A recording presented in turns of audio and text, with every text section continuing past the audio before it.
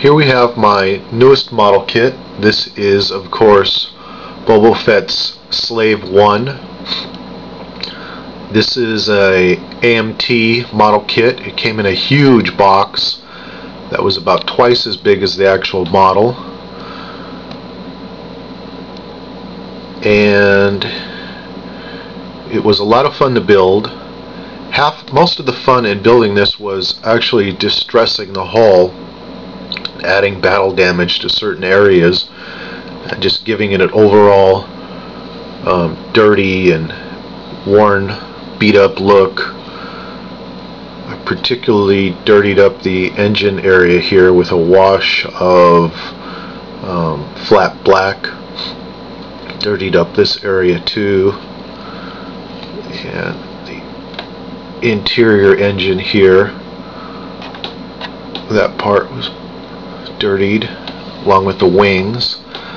I base coated this model kit in flat aircraft gray, which I tend to use a lot, and for the red areas here I used a great color that is by Freak Flex. It's Freak Flex Hammer Horror Red Dry, which is a wonderful deep red. And for the windshield, I had never used this product before, but I had read about it, that you can use it with your model kits, particularly aircraft windows. And it's this product right here, Pledge with Future Shine. I picked this up at Home Depot for a couple of dollars, and I hadn't used it. I've never used it. I bought this about almost 2 years ago, and I picked this model kit up for $10, so I decided to give it a shot on the windshield, as I've had a lot of problems when you're doing a model kit and your windshield, no matter how clean you try and get it, you always end up with scuffs or marks, or there's a fingerprint, or you get that smoke that appears from the super glue on the inside, and it just throws everything off.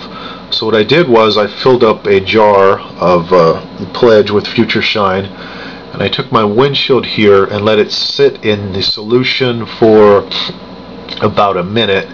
I then shook the windshield to make sure there were no bubbles on the interior, and then I took it out and just laid it down on a napkin and let it dry for a day. What I did too was I put it inside of a model box and closed the lid so no dust or debris would gather on the windshield. And I gotta tell you, it turned out fantastic. You can see as I rotate the model here that the windshield just picks up light and shine from every angle, and multiple angles at the same time. So it really did the trick.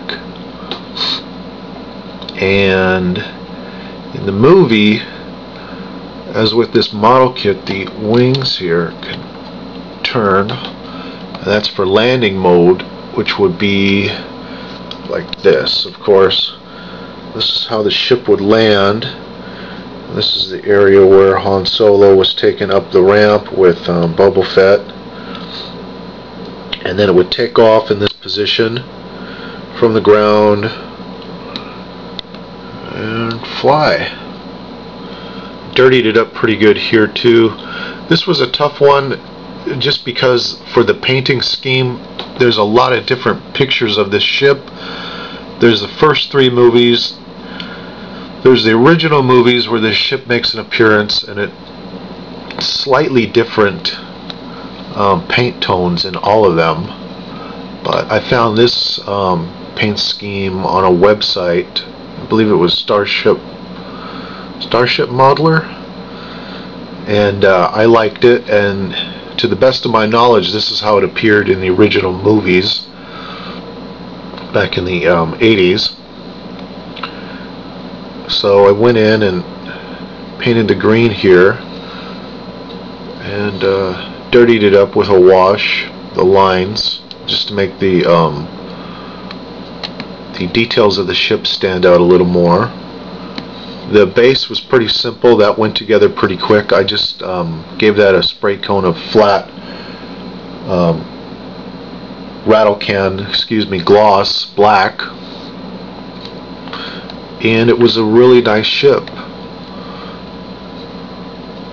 I haven't built many Star Wars vessels, but they're great because you can dirty them up, scuff them up, and that gives them a lot of character.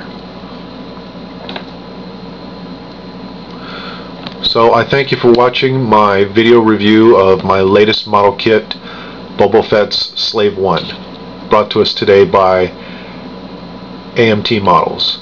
Any questions, please ask, or comments are welcome. I thank you for watching once again.